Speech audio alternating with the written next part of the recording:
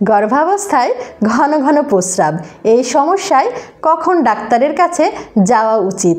আমি প্রেগন্যান্ট, ইদানিং আমার ঘন ঘন বাথরুমে যেতে হচ্ছে। দিনে এমনকি রাতেও কিছুক্ষণ পরপরই প্রস্রাবের বেগ আসছে। এটা কি স্বাভাবিক? খুব বিরক্তিকর হলেও ঘন ঘন প্রস্রাব করা গর্ভাবস্থার কমন একটি লক্ষণ। গর্ভাবস্থার সময় অন্যান্য পরিবর্তনের সাথে সাথে প্রস্রাবের হারও কম বেশি হতে দেখা যায়। গর্ভাবস্থায় ঘন ঘন প্রস্রাবের সমস্যা হওয়া খুবই স্বাভাবিক।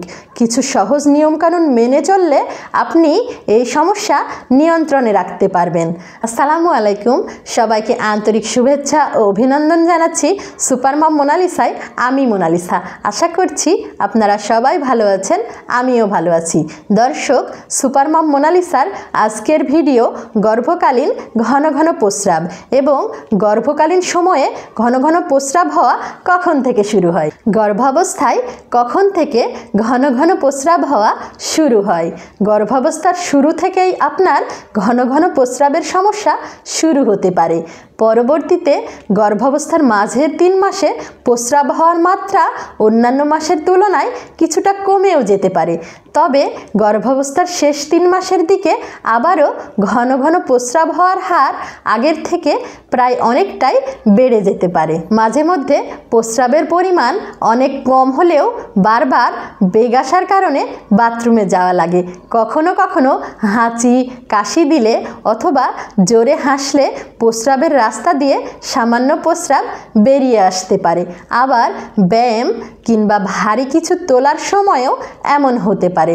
তবে সাধারণত সন্তান প্রসবের পরে ঘন ঘন প্রস্রাবের সমস্যা ধীরে ধীরে ভালো হয়ে যায়। গর্ভাবস্থায় ঘন ঘন প্রস্রাব কেন হয়? গর্ভাবস্থায় ঘন ঘন প্রস্রাব হওয়ার পেছনে বেশ কিছু কারণ রয়েছে।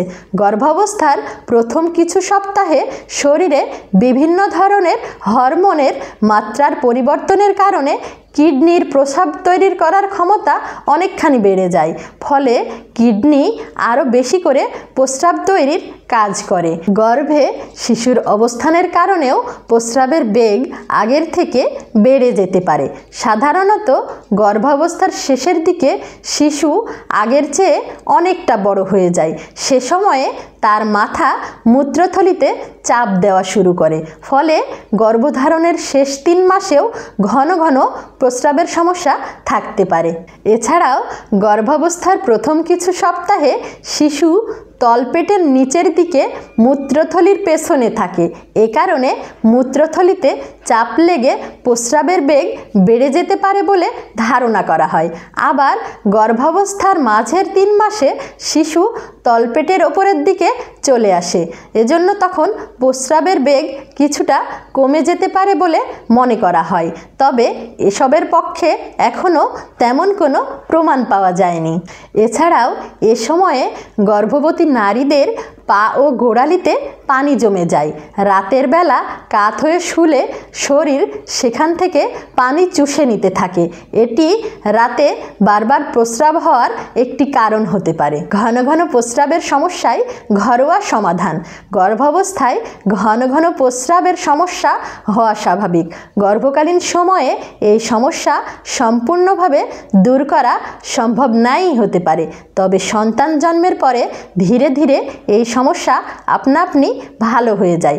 তাই এটি নিয়ে অযথা দুশ্চিন্তা করবেন না। কিছু সহজ নিয়মকানুন মেনে চললে আপনি এই সমস্যা নিয়ন্ত্রণে রাখতে পারবেন।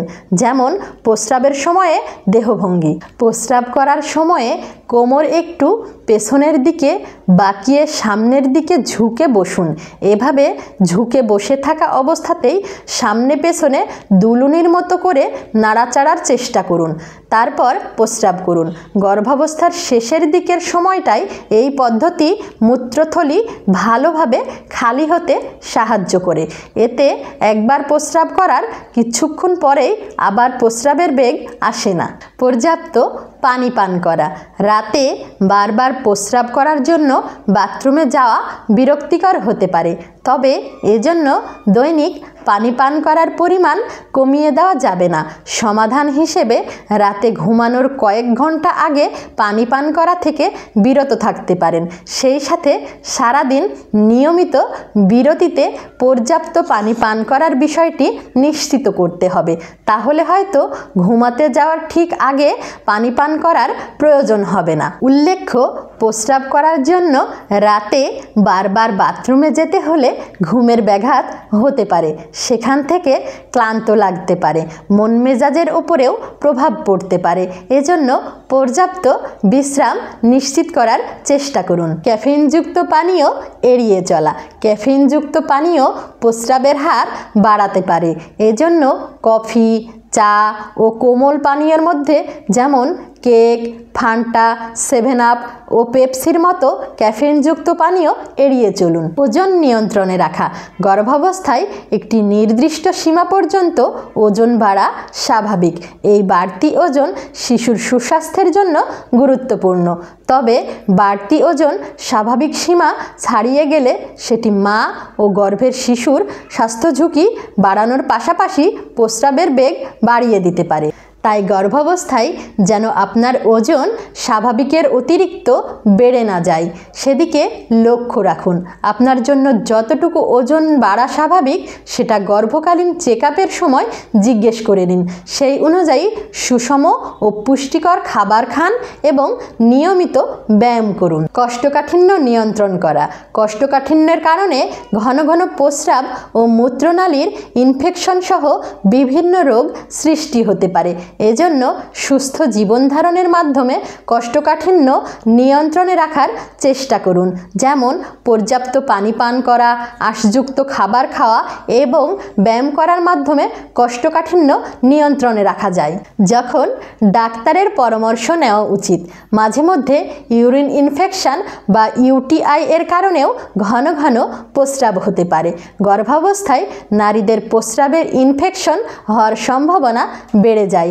এজন্য ঘন ঘন প্রস্রাব হওয়ার সাথে সাথে কোনো অস্বাভাবিক লক্ষণ দেখা গেলে দ্রুত ডাক্তারের পরামর্শ নেওয়া উচিত।